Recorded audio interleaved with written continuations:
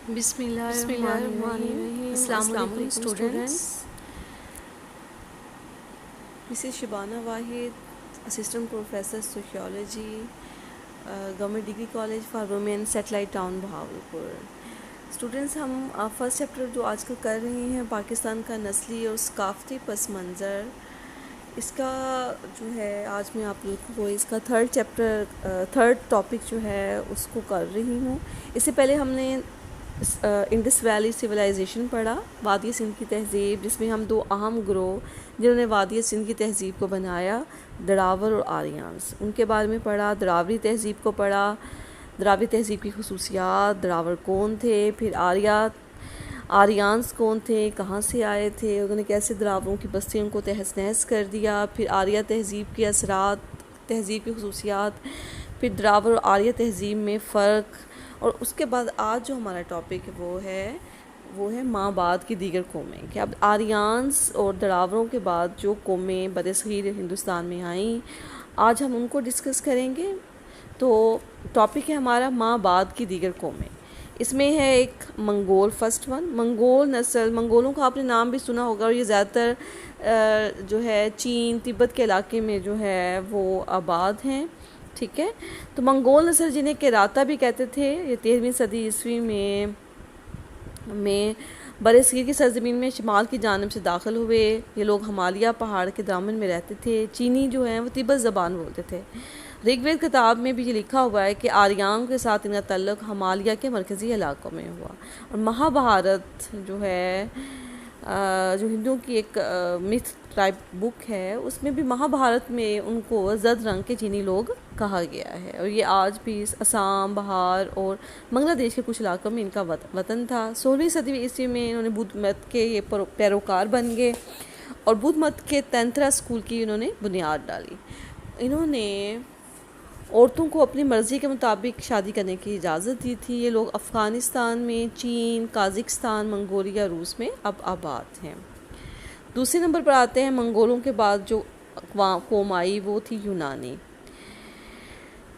327 قبل مسیح میں شمال مغرب کی جانب سے برصغیر میں یہ داخل ہوئے، اور دنیا کا جو مشہور فاتح ہے جس کا آپ نے نام بھی سنا ہوگا، الیگزینڈر دی گریٹ، جس کو سکندر اعظم کہتے ہیں، مقدونیہ کے سکندر اعظم جس نے آدھی دنیا فتح کر لی تھی، وہ اینڈ میں جب مغربی پاکستان پر اس نے حملہ کیا، دریائے بیاس تک وہ پہنچ گیا، اور اس کی فوجوں نے آگے بڑھنے سے انکار کر دیا. تو واپسی پر وہ بابل میں 323 قبل مسیح میں مر گیا. تو وہ جو بہت سارے یونانی افسر جو برصغیر میں اس علاقے میں رہ گئے تھے، انہوں نے مقامی ثقافت سے بہت کچھ سیکھا اور اپنا سکھایا، مطلب ایکلچریشن کا ہوا، ثقافت پذیری کا. اور 97 قبل مسیح تک ان کے اثرات جو ہے وہ ہندوستان میں رہے. ہندو پاکستان کے لوگوں نے یونانیوں سے بہت کچھ سیکھا. ان میں علم فلکیات ہے، سکے بنانا ہے، سنگ تراشی بھی سیکھی.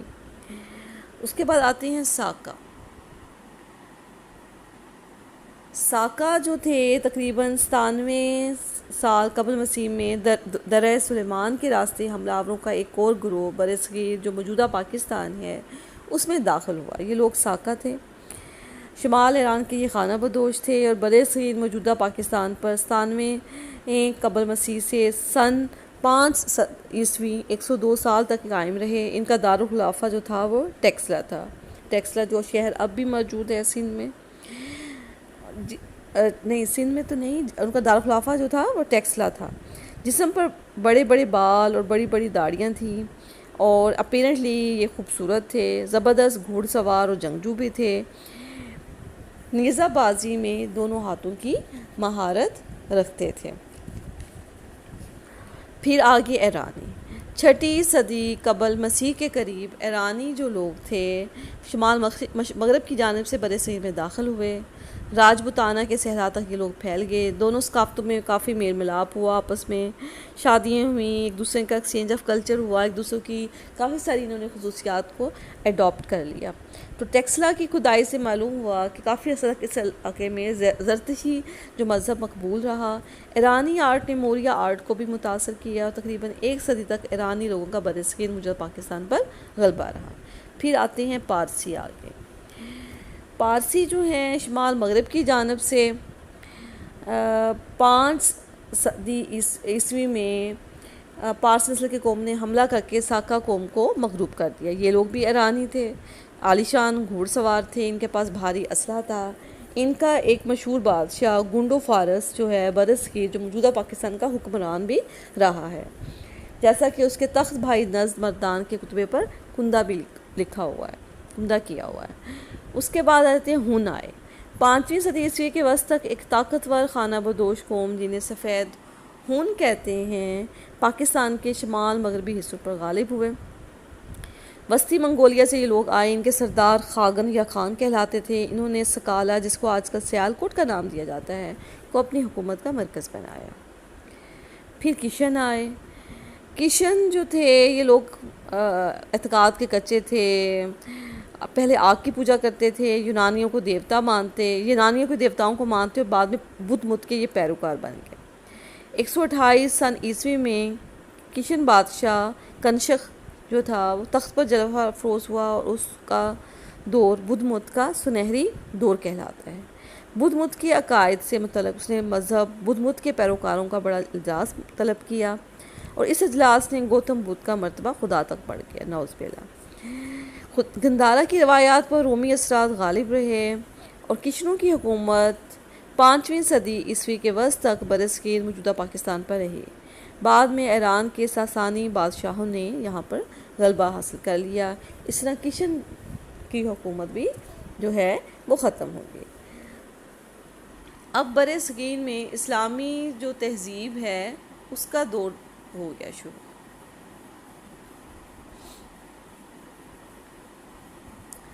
اس میں سب سے پہلے جو تھے وہ عرب آئے.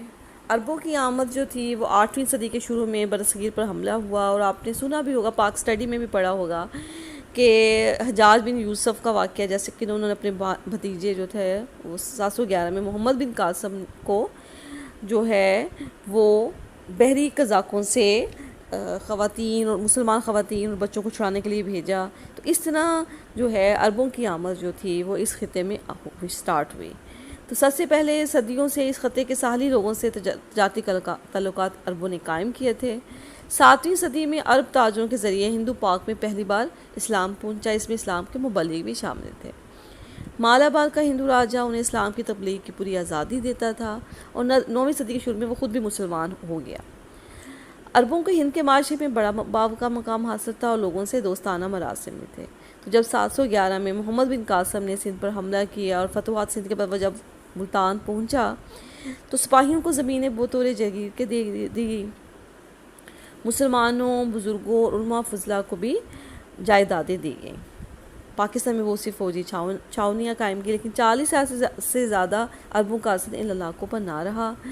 بغداد کے خلیفہ نے بہت جلد محمد بن قاسم کو واپس بلا لیا، اور سندھی جو رسم الخط ہے وہ عربی تحریر سے ہی متاثر ہوا ہے. پھر ترکوں کی آمد ہو گئی. 10ویں صدی کے آخر پر ترک سرداروں نے اپنے مرکز غزنی سے ہند پر حملہ کر کے اس پر تقریباً 200 سال تک حکومت کی. یہ لوگ پکے مسلمان تھے، اور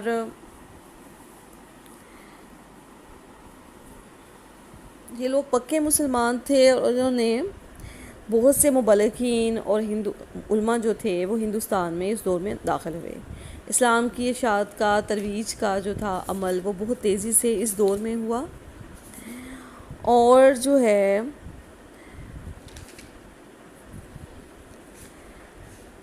اسلام کی اشاعت میں اہم کردار جو ہے وہ عربوں نے ادا کیا. تو 13ویں صدی عیسوی کے شروع میں دارالخلافہ دہلی میں منتقل ہو گیا، اور ترک سلطانوں نے ہندو پاک پر ایک مضبوط حکومت کی بنیاد ڈالی. دہلی کی سلطنت 16ویں صدی تک قائم رہی، اور معاشرے میں اسلامی اصول اور فوجداری نظام بھی رائج قائم رہے. ہندوؤں کے ذاتی اور مذہبی معاملات کے فیصلوں کے لیے عدالتوں پر بھی برہمن تعینات تھے. فارسی عدالتی زبان تھی، اور مسلمان بادشاہوں نے ملک میں امن و نظم و ضبط جو ہے وہ قائم کر رکھا تھا. عدل و انصاف سے حکومت کی، اور انصاف کی وجہ سے بہت سارے ہندو جو تھے اس دور میں مسلمان ہو گئے اور ہندو رایا کو پوری مذہبی اور ثقافتی آزادی بھی حاصل تھی۔ اس کے بعد ہے کہ جب معاشرتی بدحالی کا ایک دور شروع ہوا، جب ترک مسلمانوں نے ہندوستان پر حملہ کیا تو برصغیر کی معاشرتی زندگی جو تھی وہ تباہ ہو چکی تھی۔ ہندو ریاستیں بکھری ہوئی تھی، راجپور دیگر ہندو حکمران تھے۔ اس دور میں برہمن مذہب زوروں پر تھا، اکثر اس کے پیروکار تھے اور ان ریاستوں کے راجی آپس میں رکابت بھی رکھتے تھے، کوئی مرکزی حکومت قائم نہ تھی۔ ایک دوسرے کی حکومت کو گرانے اور سازشیں کرنے کا دور تھا، سیاسی انتشار کا عالم تھا، پورا معاشرہ امتیازات کا شکار تھا۔ تو محمود غزنوی نے سومنات پر کئی حملے کر کے وہاں کے قلعہ بند مندر کو پاش کیا اور وہاں کے جتنے بھی بت تھے ان کو توڑ دیا اور اسلام کا علم بلند کیا۔ تو محمود غزنوی اور محمد غوری کی فتوحات نے ہندوستان کی معاشرتی زندگی پر بہت زبردست انقلاب کیا، اثر ڈالا اور غزنوی خاندان کے 14 بادشاہوں نے تقریباً 200 سال تک حکومت کی۔ اس دور میں اسلام کی فتوحات کا سکہ پورے ہندوستان پر قائم ہوا اور مسلمانوں کے دلیری جرأت کے کارنامے برصغیر کی تاریخ میں ایک اہم باب ہیں۔ اب بات کرتے ہیں پہلے قطب الدین ایبک کے، کہ جب 1206 میں قطب الدین ایبک نے دہلی کو مرکز بنا کر ہندوستان میں ایک پہلی مستقل اسلامی ریاست کی بنیاد ڈالی اور بادشاہت کا آغاز کیا۔ پھر دیگر بادشاہوں کی حکومت ہو گئی، جن میں شمس الدین التمش جیسا عظیم اور خدا ترس بادشاہ، رضیہ سلطانہ جیسی ملکہ، غیاث الدین بلبن جیسا منظم اور اولو العزم سلطان شامل ہیں۔ تقریباً 75 سال تک ہندوستان پر شان و شوکت سے انہوں نے حکومت کی۔ یہ سب زر خرید غلام تھے، ترقی کرتے کرتے ہوئے بادشاہت پر پہنچ گئے اور ان سلاطین کے 2 اہم کارنامے بڑی تاریخ میں درج ہیں۔ ایک تو یہ ہے کہ ہندوستان میں مستقل طور پر اسلامی ریاست کا قیام، اور دوسرا ہے وسط ایشیا سے آنے والے چنگیز خان کے حملوں کا سدباب بھی کیا۔ سینٹرل ایشیا سے آئے رشیا کے علاقے سے چنگیز خان کی فوجوں نے ایران، افغانستان، ترکستان وغیرہ علاقوں میں تباہی مچا دی۔ تو ہندوستان کی اسلامی مملکت بھی واحد حکومت تھی جس نے چنگیز خان کے مغل سردار کو شکست دے کر فرار کرنے پر مجبور کر دیا۔ پھر خلجی خاندان، تغلق خاندان جو ہے وہ آئے۔ ان کے سلاطینوں نے، ان خاندانوں کے جو بادشاہ تھے انہوں نے یکے بعد دیگرے یہاں پر حکومتیں کی۔ پھر لودھی خاندان آگے، لودھی خاندان کی حکومت قائم ہوئی۔ لودھی خاندان نے اسلامی مملکت کی ثقافت کی حفاظت کی۔ پھر ظہیر الدین بابر ہندوؤں کے اثر سے محفوظ رکھ کر پھر یہ مغلیہ خاندان کے بانی ظہیر الدین بابر کے حوالے کر دی۔ پھر مغلیہ دور نے اس ثقافت کو عروج تک پہنچایا۔ تو خلجی، تغلق، سادات، لودھی، سوری اور مغلیہ خاندانوں نے تقریباً 800 سال تک ہندوستان پر حکومت کی اور ہندوستان کی معاشرتی اور ثقافتی زندگی پر اثرات جو ہیں وہ بہت زیادہ گہرے نقوش چھوڑے اور جو ہے اثرات۔ پھر 1526 سے 1857 تک مغل حکمران ہندوستان پر قائب رہے اور ان تمام بادشاہوں نے، حکمرانوں نے مسلمانوں کی جو برصغیر پر ثقافت تھی، انہوں نے گہرے اثرات جو تھے ان خاندانوں نے ان مسلمان بادشاہوں نے برصغیر کی ثقافت پر گہرے اثرات مرتب کیے۔ اب ہم دیکھتے ہیں کہ اسلامی تہذیب کے اثرات جو ہیں برصغیر کی ثقافت پر اسلامی تہذیب کے کیا کیا اثرات جو ہیں مرتب ہوئے۔ پہلے تو یہ ہے کہ تہذیبی اثرات ہوئے۔ ہندوستان میں ہندوؤں کی بجائے مسلمان حکمرانوں کا راج قائم ہوا، جس سے اسلام کی سیاسی زندگی قائم ہو گئی، اور جتنے بھی مسلمان بادشاہ تھے انہوں نے معاشرتی اصلاح و بہبود کے وہ کارنامے انجام دیے جن کے آثار آج بھی ہم مشاہدہ کر سکتے ہیں۔ اور انہوں نے بہت ساری اچھا آرکیٹیکچر انٹروڈیوس کروایا، تعمیرات پر بھی اسلامی تہذیب کا اثر ہے۔ شیر شاہ سوری کی جرنیلی سڑک، اورنگزیب عالمگیر کے فتوے اور اس کی زندگی بطور پارسا سلطان کے، شاہ جہاں کا تاج محل آگرہ، بادشاہی مسجد لاہور، شالیمار گارڈن آج بھی ہماری ثقافت کا نمایاں حصہ ہیں، اور یہ سارا آرکیٹیکچر ہمیں نظر بھی آتا ہے اور لوگ وزٹ بھی کرتے ہیں۔ شہنشاہ اکبر کے زرعی نظام کی خوبیاں ہمارے موجودہ نظام میں آج بھی موجود ہیں۔ اس کے علاوہ انہوں نے عورت کا مقام بھی اسلامی ثقافت میں بلند کیا، کیونکہ ہندوؤں کے دور میں تو عورت جو تھی وہ ستی ہوتی تھی، زندہ جلایا جاتا تھا، اس کی خاوند کی موت کے بعد اس کی دوبارہ شادی نہیں ہو سکتی تھی، اس کا سوشل بائیکاٹ کر دیا جاتا تھا اور اس کے ساتھ برا سلوک کیا جاتا تھا، اور لڑکی کی پیدائش کو نحوست سمجھا جاتا تھا، جیسا کہ کیونکہ ہندوؤں کی ثقافت پر آریانس کا بہت زیادہ اثر تھا۔ لیکن جب مسلمان آئے، اسلام کی آمد ہوئی، تو جو لوگ مسلمان ہوئے انہوں نے یہ تمام رسمیں ترک کر دیں، بیواؤں کی شادی کی اجازت ہندو معاشرے میں مسلم معاشرے نے قائم کی، اور عورتوں کے ساتھ گھٹیا سلوک کے بجائے نرمی و احترام کا بدل دیا گیا، اور ان کا سٹیٹس جو ہے وہ معاشرے میں بلند ہو گیا۔ اس کے علاوہ تعمیرات کا اثر بھی دیکھا، ہند کے مسلمانوں نے اپنی تعمیرات میں ترکی انداز کو اپنایا، کیونکہ ہندوؤں کی جو بلڈنگز وغیرہ تھیں وہ بڑی تنگ و تاریک ہوتی ہیں، آپ ان کے مندر وغیرہ دیکھیں، جبکہ مسلمانوں کا جو آرکیٹیکچر ہوتا ہے وہ کھلا، وسیع، ہلکے رنگ استعمال کیے جاتے ہیں۔ تو مسلمانوں نے اپنی تعمیرات میں ٹرکش اسٹائل کو اپنایا، ٹرکش آرکیٹیکٹ کو، اور مکانوں کی تعمیر، خاص طور پر مسجد کا انداز جو ہے وہ ترکوں کا تھا جیسا تھا۔ اسلامی علوم کا اثر بھی ہوا، دینی علوم کے ساتھ ساتھ فارسی، عربی، طب، جغرافی اور ریاضی کے علوموں کو بھی فروغ حاصل ہوا، اگرچہ تعلیم کا انداز سادہ تھا اور غیر فنی تھا۔ شعر و ادب کے ہنر کو بھی کافی ترقی ہوئی، اور اس زمانے کے جو مشہور شعراء ہیں، امیر خسرو ہیں، عرفی ہیں، نظیر جیسے بڑے بڑے شعراء پیدا ہوئے۔ اردو زبان کا اجرا بھی اس دور میں ہوا، اگرچہ فارسی جو تھی سرکاری زبان تھی، لیکن آج بھی برصغیر میں اردو زبان جو ہے وہ رائج ہے۔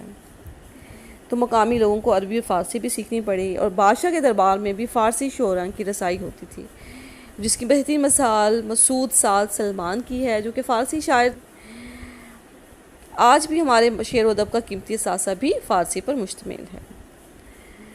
اردو زبان کے بعد ہے اسلامی ثقافت کا قیام ہوا، ذات پات کے نظام کی وجہ سے جو ہندوؤں نے انٹروڈیوس کروایا، اور طبقاتی جو تھا وہ بہت زیادہ اثر پایا جاتا تھا معاشرے میں، تو اسلامی ثقافت نے اس کو ختم کر دیا۔ اس طرح جو مسلم معاشرہ ثقافت وجود میں آئی، اس کے اثرات آج بھی ہماری جو ثقافت ہے اس میں نمایاں نظر آتی ہے۔ جذبہ آزادی کا اثر ہوا، مسلمانوں کے 800 سالہ دور نے مسلمانوں کی ثقافت میں آزادی کی روح پھونک دی، اور اس قوم نے کبھی بھی کسی کی غلامی قبول نہ کی۔ 1857 کے بعد تقریباً 100 سالہ انگریز کی حکومت کے خلاف مسلسل جنگ آزادی جاری رکھی، کیونکہ 1857 کے بعد ختم ہو گئی تھی مسلم حکومت۔ آخری بہادر شاہ ظفر جو تھے وہ آخری مغل بادشاہ تھے، اس کے بعد انگریز آگے تھے، جن کو ہم نے آگے ڈسکس کریں گے۔ تو 1947 میں آزادی حاصل کر کے دکھائی۔ مساوات اور عدل و انصاف جو تھا وہ انٹروڈیوس کروایا، کیونکہ ذات پات کی وجہ سے ہندو معاشرے میں جو اونچ نیچ کا فرق تھا، اسلامی ثقافت نے اس کو کم کر دیا، اور مسلمانوں نے اتنی ذات کے ہندوؤں کو اتنا ہی معاشرتی اور معاشی تحفظ دیا، جو کہ آہستہ آہستہ پھر وہ ان کے مسلمانوں کے حسن سلوک کی وجہ سے اسلام میں داخل ہو گئے۔ تو مسلمان حکمران عدل و انصاف کو اپنا مذہبی فریضہ سمجھتے تھے، اس سلسلے میں انہوں نے قاضی اور امیر عدل جیسے عہدے میں مقرر کیے، جن کا کام مقدمات کی سماعت کرنا تھا۔ مذہبی ادارے بھی قائم کیے مسلمانوں نے، مذہب کی اشاعت کے لیے مساجد اور مدارس تعمیر کروائے۔ مذہبی ادارے مسلم معاشرے کی پہچان تھے، چنانچہ اس زمانے میں مذہبی ادارے مذہبی تعلیم کے فروغ کے ساتھ ساتھ دنیاوی اور طب کی تعلیم کے سلسلے میں بھی اہم کردار ادا کرتے تھے۔ معاشرے میں مذہبی اداروں نے بہت زیادہ ہم آہنگی یا قوت افراد میں پیدا کی۔ آج بھی ہمارے معاشرے میں مذہبی ادارے یہی فریضہ سر انجام دے رہے ہیں۔ مسلمانوں نے مذہبی اداروں کے علاوہ معاشرے کی فلاح و بہبود کے لیے جگہ جگہ مسافر خانے اور شفا خانے بھی جو ہیں وہ تعمیر کیے۔ خطاطی بھی اس دور میں بہت زیادہ فلورش ہوئی، بہت پاپولر ہوئی مسلمان حکمران کے زمانے میں، کیونکہ مسلمان حکمران خود اعلیٰ پائے کے خوش نویس تھے، اس لیے انہوں نے اس فن کی بہت زیادہ سرپرستی کی۔ مولانا عبدالحی اور عبدالرحیم اعلیٰ پائے کے خوش نویس تھے، یہ سلسلہ پاکستان میں اب بھی قائم ہے۔ مصوری، اگرچہ ہندوستان میں مسلمانوں کی آمد سے پہلے یہ فن موجود تھا، تاہم مغلیہ دور میں یہ فن عروج تک پہنچ گیا۔ پاکستان کے بڑے بڑے مصوروں جیسے حاجی محمد شریف ہیں، جمیل نقاش ہیں، عبدالرحمن چغتائی کے فن پاروں میں مسلم اور مغل روایت کا اثر جو ہے عکس جو ہے وہ نظر آتا ہے۔ تعلیم، ہندوؤں کے زمانے میں تعلیم صرف حکمران اور برہمن جو کہ اونچی ذات کے لوگ تھے ان تک محدود تھی، اگرچہ ٹیکسلا، راجپوتانہ اور سیالکوٹ میں تعلیمی مراکز قائم تھے، لیکن پھر بھی نیچی ذات کے بچوں کو یہ حق حاصل نہیں تھا۔ تو مسلمان حکمرانوں نے اس طبقاتی فرق کو ختم کیا، تعلیم حاصل کرنے کے مواقع تمام طبقوں کے لیے یکساں کر دیے، خصوصاً شعر و ادب، طب اور ہنر کو ترقی ہوئی، اور اردو زبان کا اجرا بھی مغلیہ دور کا تحفہ تھا۔ مسعود سلمان امیر تو دینی علوم کے ساتھ ساتھ علم و ادب کو مسلمان حکمرانوں نے بہت زیادہ فروغ بھی دیا، اور تعلیم جو ہے اس میں طبقاتی رکاوٹوں کو ختم کر کے تمام طبقوں کے لیے عام کر دی تعلیم۔ صنعت و حرفت میں بھی اہم رول ادا کیا مسلمان حکمرانوں نے، صنعت و حرفت اور تجارت کو خوب ترقی دی۔ ڈھاکہ کی ملبہ اس زمانے میں صنعت و حرفت کا شاہکار تھی، تو تجارتی کشش کے باعث دیگر اقوام کے ساتھ ساتھ خصوصاً انگریز برصغیر میں داخل ہوئے اور ہوتے چلے گئے، اور پھر آہستہ سے انگریزوں نے تجارت کی غرض سے آئے، مڈل ایسٹ کمپنی بھی بنائی، اور پھر آہستہ آہستہ سیاسی طور پر بھی ہر جو تھا فیلڈ اس میں برصغیر میں یہ انہوں نے قبضہ کر لیا اور داخل ہو گئے۔ ثقافتی نمونے دیکھی جائے تو اس میں بھی ہندوؤں میں جیسا کہ چھوت چھات کا بہت زیادہ اسٹرانگ تھا، مذہبی پابندی کی وجہ سے اونچی ذات کے لوگ نیچی ذات کے ہاتھ سے کھانا نہیں کھاتے تھے، مہمان نوازی ضیافتوں کے تصورات نہیں پائے جاتے تھے، دعوتیں وغیرہ نہیں تھیں، ہر گھر میں چوکا گائے کے گوبر سے لیپا جاتا تھا، خوراک میں صرف کھچڑی، دال، روٹی، کھیر کو استعمال کرتے تھے۔ مسلمانوں نے خوراک کے طور پر خمیری روٹی، پلاؤ، نرگسی کوفتے، کباب، متنجن، قورمہ وغیرہ کو انٹروڈیوس کروایا۔ کھانے کے بعد دسترخوان بچھا دیا جاتا، ان پر برتن سجائے جاتے، خوراک میں مٹھائیوں کے استعمال کو بھی مسلمانوں نے ہی متعارف کروایا۔ تو اس طرح جو ہے مسلمانوں نے برصغیر کی جو تہذیب تھی، ثقافت تھی، اس پر بہت گہرا اثر ڈالا۔ اس کے علاوہ اس میں اولیاء کرام کی خدمات بھی ہے۔ مسلمانوں کے اتنے طویل دور میں جن بزرگ اولیاء کرام نے اسلام کے پھیلانے میں، اسلام کی ترویج میں اور دین کی عملی تربیت میں اہم کردار ادا کیا، اس کے اثرات آج بھی ہماری ثقافتی زندگی میں پائے جاتے ہیں۔ ان میں حضرت مجدد الافسانی، جنہوں نے اولیاء کرام شاہ ولی اللہ محدث دہلوی، شاہ عبدالعزیز، سید احمد بریلوی، شاہ اسماعیل شہید رحمۃ اللہ علیہ شامل ہیں۔ ان بزرگوں نے اپنی تعلیم و عمل سے ہند کے غیر اسلامی عقائد، رسومات، افعال، بدعتوں کی جڑیں کاٹی اور صحیح اسلامی معاشرہ، اسلامی ثقافت کو پروان چڑھایا، اور ان کی خدمات کو جو ہے وہ برصغیر کے مسلمان جو ہیں وہ بھول نہیں سکتے ہیں۔ تو اسٹوڈنٹس، آپ کا یہ والا ٹاپک کمپلیٹ ہے۔ انشاءاللہ میں نیکسٹ لیکچر میں آپ کو انگریزوں کی آمد، انگریزی ثقافت کے اثرات، اور پھر جو ڈفرینس ہے اسلامک اور انگریزی انگلش کلچر میں، اس کو میں پڑھاؤں گی۔ اور اس کے علاوہ آپ لوگوں جلدی سے بک آپ جلد سے خرید لیں۔ سیم رائٹر جو آپ کے پاس فرسٹ ایئر کی بھی بک تھی، اسی رائٹر کی آپ نے Punjab textbook board Abdul Hamid Abdul Aziz تقا کی خرید لیں، تاکہ آپ ساتھ ساتھ لیکچر جو ہیں پریپیئر کرتے جائیں۔ اس کے علاوہ آپ مجھے کمنٹس وغیرہ بھی دیں، مجھے پتہ چلے کہ آپ کو کتنا جو ہے وہ اس کی سمجھ آ رہی ہے، کیونکہ اب دیکھ لیں کہ ذرا ڈفرینٹ سینیریو ہو گیا ہے، اب ہم آن لائن کلاسز لے رہے ہیں، تو یہ میتھڈ اس سے چینج ہے جو ہم